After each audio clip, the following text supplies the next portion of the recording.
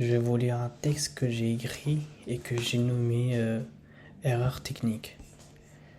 La première chose qu'il s'était dite, c'était Que mierda no sé bailar.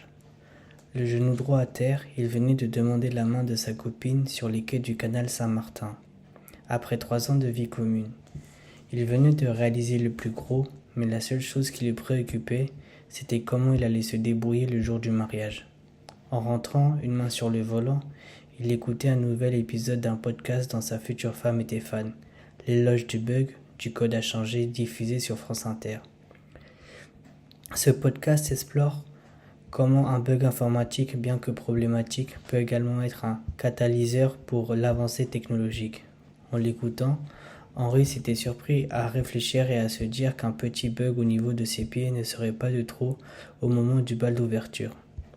La pluie tombait de plus en plus fort. Henri augmenta la distance entre leur voiture et celle de devant.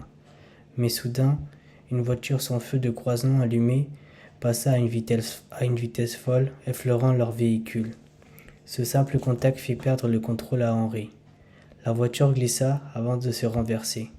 Ce mercredi 4 septembre, qui devait être l'un des plus beaux jours de sa vie, devint le plus marquant et le plus horrible pour Henri. L'accident lui coûta ses 2 jambes, tandis que sa femme s'en sortit avec quelques blessures et un bras cassé. Transporté d'urgence à l'hôpital, Henri subit une opération. En raison d'un manque de prothèses classiques, les médecins décidèrent de lui poser des jambes métalliques connectées à son cerveau. Grâce à cette technologique avancée, il retrouva l'usage de ses jambes comme s'il ne les avait jamais perdues. Il passa 3 mois en rééducation, le temps nécessaire pour s'adapter à ses nouvelles jambes et apprendre à les contrôler totalement. Pendant cette période, il s'entraîna à danser et prépara une chorégraphie pour le bal de mariage. La veille de leur union, Henri et sa fiancée décidèrent de répéter une dernière fois.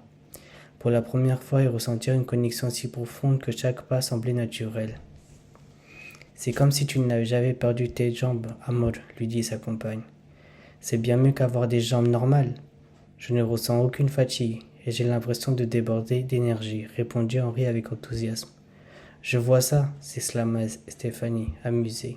« Mais ce ne sont pas tes vraies jambes, ajouta-t-il en baissant les yeux. Henri perçut une pointe de tristesse en elle et chercha à la réconforter. « Je vais bien, Steph. Ces jambes ne sont pas celles avec lesquelles je suis né, mais elles font partie de moi maintenant.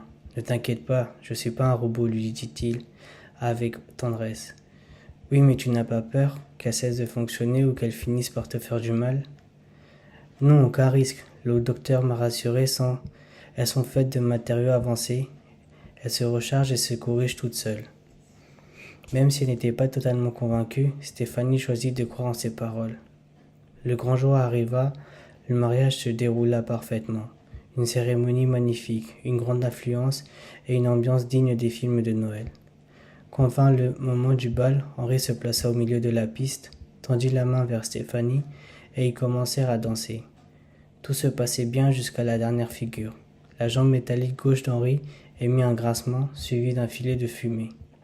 Henri ne ressentait aucune douleur pour l'instant et Stéphanie ne semblait pas avoir remarqué la fumée. Mais quelques secondes plus tard, au moment de pivoter, sa jambe défectueuse se détacha au niveau du genou et tomba au sol. Un cri de douleur s'échappa de la gorge du marié, résonnant dans toute la salle. Les ambulanciers arrivèrent rapidement et parvinrent à calmer sa douleur. Après l'avoir soigné, ils lui annoncèrent qu'il ne pourra plus marcher comme avant et qu'il devrait désormais utiliser un fauteuil roulant. Malgré cette épreuve, les jeunes mariés reprirent leur vie ensemble, unis et déterminés à surmonter tous les obstacles qui se dresseraient sur leur chemin.